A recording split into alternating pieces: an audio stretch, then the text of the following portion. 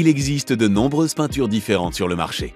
Il n'est pas toujours nécessaire de choisir des peintures synthétiques pour votre projet. Il existe des peintures naturelles ayant moins d'impact sur les personnes et l'environnement. La peinture naturelle est une peinture à base de minéraux et d'ingrédients de repousse.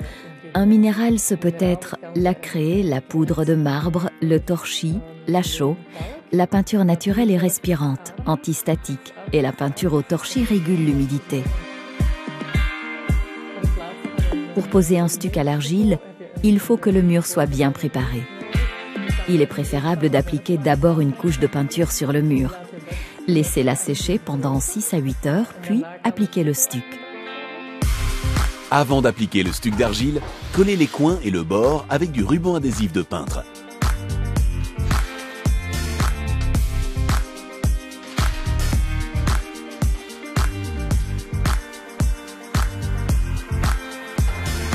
On mélange bien le stuc. Pour appliquer le stuc, utilisez un couteau à palette en acier inoxydable.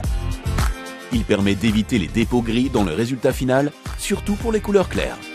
Dans les coins, il est préférable d'utiliser un pinceau. Il est ainsi plus facile d'étaler avec le couteau à palette en acier inoxydable. Appliquez le stuc en fine couche en tenant votre couteau à un angle de 45 degrés. Les mouvements que vous ferez avec le couteau auront un effet sur le résultat final.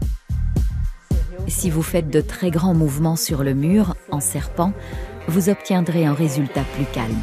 Avec des mouvements plus petits sur le mur, vous obtiendrez un résultat un peu plus vivant. Recouvrez ainsi tout le mur et attendez que la première couche sèche.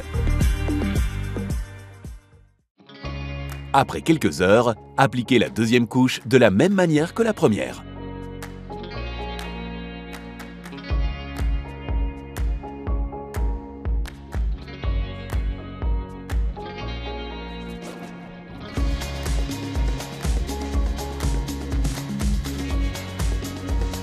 Lorsque la deuxième couche de stuc est encore légèrement humide, vous pouvez terminer en polissant la surface comme vous le souhaitez. Vous le faites lorsque la deuxième couche est encore légèrement humide, au bout d'une demi-heure à 45 minutes. Pour polir la surface, pressez les couches à l'aide d'une spatule. Effectuez cette opération en effectuant un mouvement de serpentin légèrement rotatif et en formant un angle de 45 degrés. Vous obtiendrez ainsi les meilleures nuances de la surface.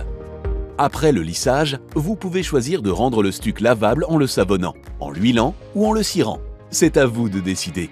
Outre le stuc, vous pourriez choisir d'appliquer un effet de sable à l'aide d'une peinture à l'argile. Le stuc d'argile propose un effet très lisse, un peu comme du marbre, et il joue sur la brillance et la matité. La peinture au sable est un matériau beaucoup plus rugueux. On peut l'utiliser sur tout le mur, mais on peut aussi l'appliquer ici et là pour obtenir un effet de plâtre fin. Avec la technique du sable, vous commencez par la préparation à l'aide des granulés.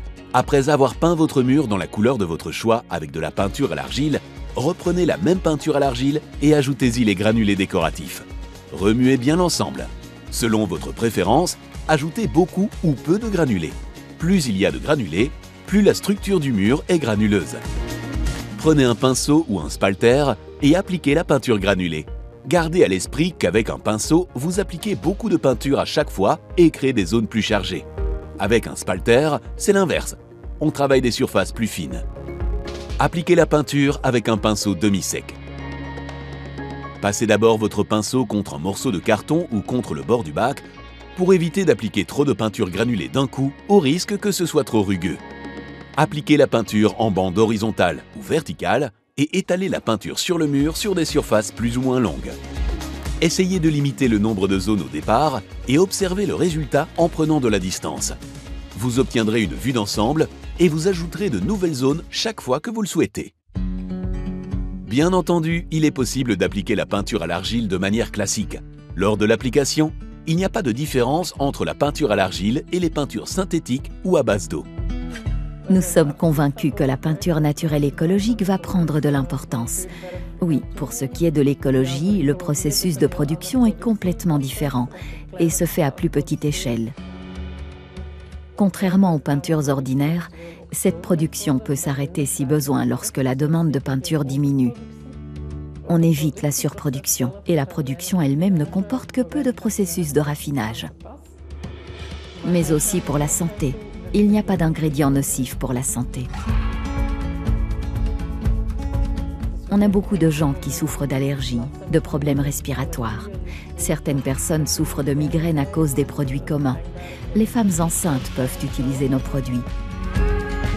Il n'y a aucun risque à ce que votre bébé ou vos enfants dorment dans une chambre peinte avec de la peinture naturelle.